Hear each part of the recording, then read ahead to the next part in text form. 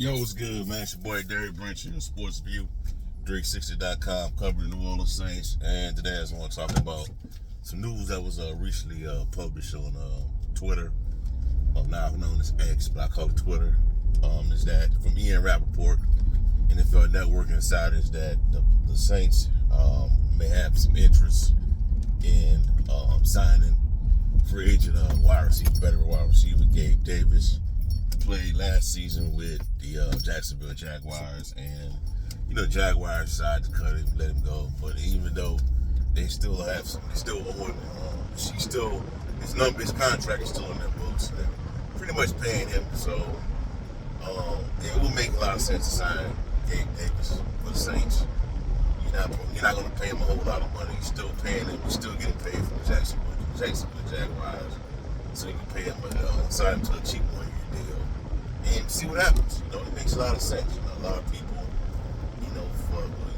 a lot of people have been clamoring for the Saints to sign a veteran wide receiver, somebody that put big body, type of wide receiver, somebody like Keenan Allen, and now Gabe Davis, 6'2", 225 pounds. It makes a lot of sense. To have some more experience in that wide receiver room. I like the fact that they have Brandon Cooks in the wide receiver room, because I feel as though the Saints, for the longest, have been needing a veteran presence in that wide receiver room. And now they have that with Brandon Cooks, who had a previous stint with the team. But as for Gabe Davis, he's a very productive receiver. We saw what he did with the Buffalo Bills, man. Good quarterback play. Things didn't go too well with the Jacksonville Jaguars, but in regards to Gabe Davis' production, but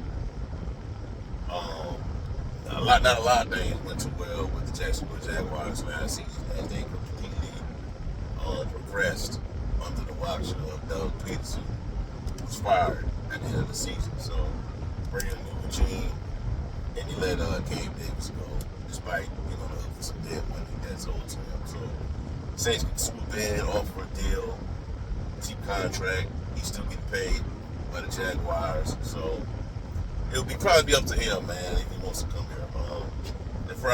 There's a lot of other suitors out there, better teams that are better situation-wise, roster-wise than the Saints. That he may have interest in. They might have interest in him. So I'm pretty sure that the Saints won't be his only stop, But it's good to know that there's some interest there between him and the New Orleans Saints. So I'm looking forward to seeing how that's going to play out. Now, in regards to the quarterback battle between Spencer Rattler and Tyler Shough, rookie, it's going to be intense, man. I think it's going to be the most, going into training camp, it's going to be the most intense, most anticipated training camp / preseason games in a long time in Saints history. Going into a season. I think you can go back to 2006. Sean Payton took over, and he brought in a whole new regime with him, with that team. 2006 that pretty much started everything off. Now, the Payton era is officially over with in regards to that aspect. Now you bring in Kellen Moore with his regime, his coaches, no Drew Brees, no Sean Payton, no Dennis Allen, no Pete Carmichael, holding the ball game.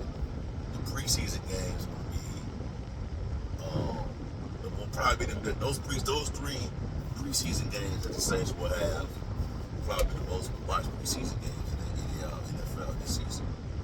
Just to see, just to check out the quarterback battle, man. But I don't have no rooting interest in regards to who wins the job. It don't matter who it is. Not Jake Hager, my bad. Spencer Rattler, Tyler Shough, don't really matter who wins it, man. Let the best man win. I want to see how these guys perform when there's actually pressure in these guys' faces during training camp. Right now, man, it's very light. The coverage is very light. So this could be very deceptive from what we're seeing right now. But both guys are looking good, man. Spencer Rattler is determined to win this job, man. Motivated, you know. Kellen Moore drafted the guy at 40. He's already on the roster. If Kellen Moore had that much faith in Spencer Rattler, he wouldn't have took Tyler Shough. But that's not the case. That's the guy he wanted.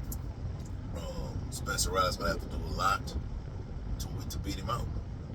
And from last I heard from Big Underhill is that Spencer Rattler had the edge right now, based on the production that's been seen these the last few mini camp sessions. Now we go into the mini camp sessions with the entire team in a mandatory one. So maybe we see something different. Maybe we see a little bit of struggle. Maybe we don't. We'll see how it all play out, man. But looking forward to seeing how everything is going to shape out, man. Who's going to win the job? Spencer Rattler coming in determined, got a year under his belt, a year of starting at the position. So he has that going for him. Even though he didn't win those games, he has experience. He knows what it's like to be in there compared to Tyler Shough. So there's that. But just to recap, Gabe Davis, veteran wide receiver, former Jacksonville Jaguar, former Buffalo Bill, has some productive years working with Josh Allen in Buffalo.